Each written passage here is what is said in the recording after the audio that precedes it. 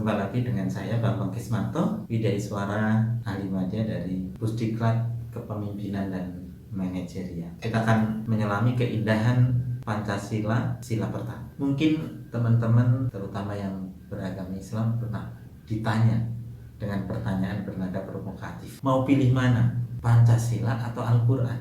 Atau pilih mana? Pancasila atau Islam? Kalau ada yang bertanya seperti itu, jangan ditanggapi secara emosional. Jawab saja, saya pilih dua-duanya. Ya benar, pilih dua-duanya. Sebab antara Pancasila dan agama bukan dua hal yang saling berhadapan, bukan dua hal yang saling bertentangan. Justru keduanya saling memperkuat. Bahkan Pancasila itu lahir untuk melindungi agama-agama di Indonesia. Bisa dibayangkan, andai kata Pancasila tidak mengatur di sila pertama ketuhanan yang Maha Esa, tidak mengatur itu, kita ketahui bahwa di Indonesia banyak agama. Teman-teman bisa bayangkan apa yang akan terjadi. Gesekan, benturan antar agama itu sangat mungkin terjadi kalau tidak diatur di dalam sila pertama Pancasila. Inilah keindahan Pancasila kita, dasar negara kita, ideologi kita.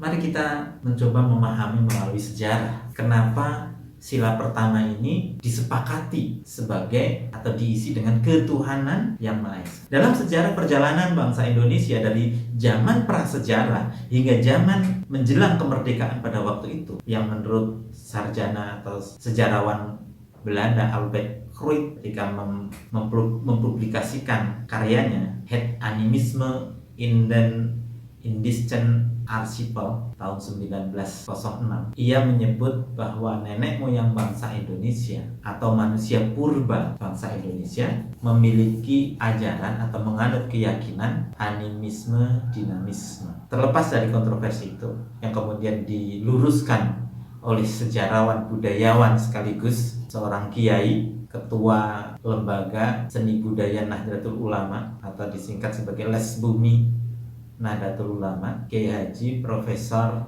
Agus Sunyoto, menyebutkan bahwa keyakinan bangsa Indonesia sejak zaman prasejarah itu bukan animisme dinamisme.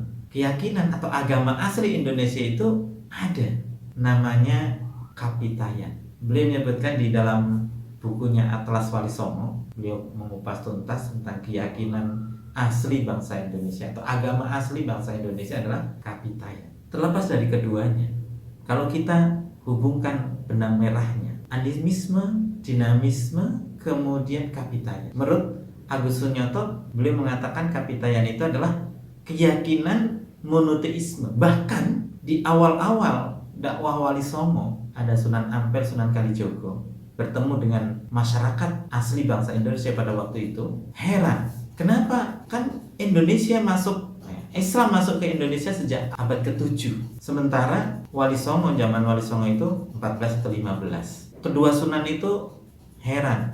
Kenapa sekian ratus tahun dakwah Islam nggak diterima? Rupanya ketika ditanya ke masyarakat penganut Kapitayan yang agama mayoritas pada waktu itu, kata beliau, agama Hindu Buddha itu dianut oleh kalangan kerajaan. Kenapa bisa begitu? Kata beliau mengatakan bahwa beliau menyebut Kapitayan itu meyakini bahwa Tuhan itu tidak bisa dipersonifikasikan, tidak bisa dipersamakan dengan apapun. Istilahnya Tuhan itu tan keno kinoyongopo. Kapitayan berasal dari kata toyo. Toyo itu hampa, kosong. Mereka menyebut Tuhan itu kosong, Tuhan itu hampa, tetapi berkuasa, menciptakan kita, menguasai apapun. Dia punya kekuatan. Tan keno kinoyongopo, tidak bisa disamakan, tidak bisa diapa-apakan, karena dialah yang maha kuasa. Maka ketika mereka melihat orang Islam sholat, mereka bertanya, kalian ngapain? Sholat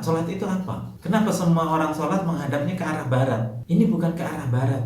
Jawabannya, ini ke arah kiblat. Apa itu kiblat? Kiblat itu menghadap Ka'bah. Apa itu Ka'bah? Ka'bah itu batu besar. Kami menghadap ke situ. Kemudian logika keagamaan mereka menolaknya. Mohon maaf, kami bukanlah bangsa penyembah berhala. Kami adalah penyembah Sang Hyang Toyo. Kami menyembah Tuhan yang Maha Esa. Mohon maaf, kami tidak bisa mengikuti. Sunan Ampel dan Sunan Kalijogo mendapati jawaban itu, kemudian menjelaskan Tahu nggak Ka'bah itu apa? Ka'bah itu batu besar berbentuk kotak, di dalamnya kosong. Kami menyebutnya sebagai Baitullah, rumah Allah. Kami menyimpulkan bahwa Tuhan itu ruang kosong, hampa.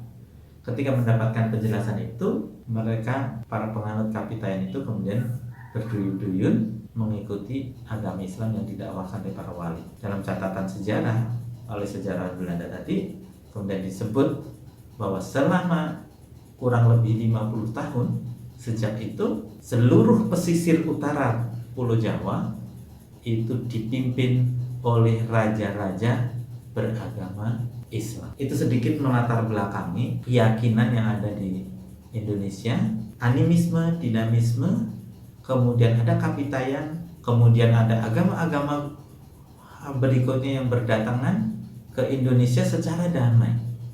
Tidak ada dalam sejarah perjalanan bangsa Indonesia peperangan mengatasnamakan agama, tidak ada.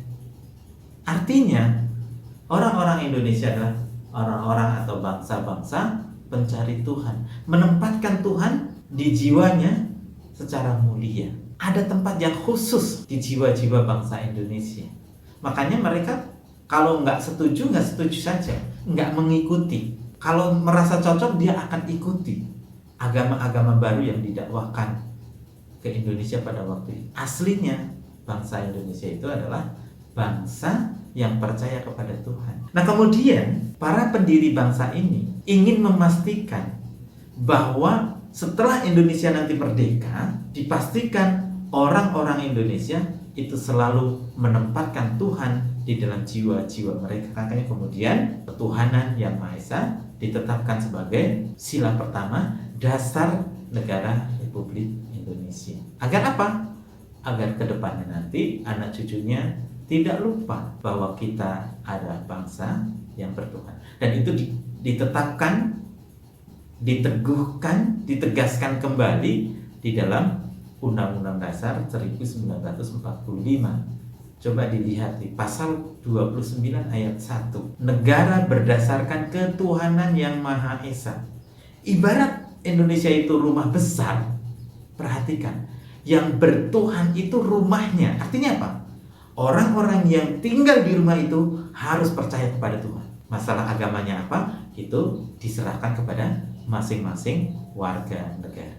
Inilah keindahan di balik sila pertama Pancasila. Pancasila hadir untuk melindungi agama-agama di Indonesia, bukan untuk bertentangan dengan agama apapun.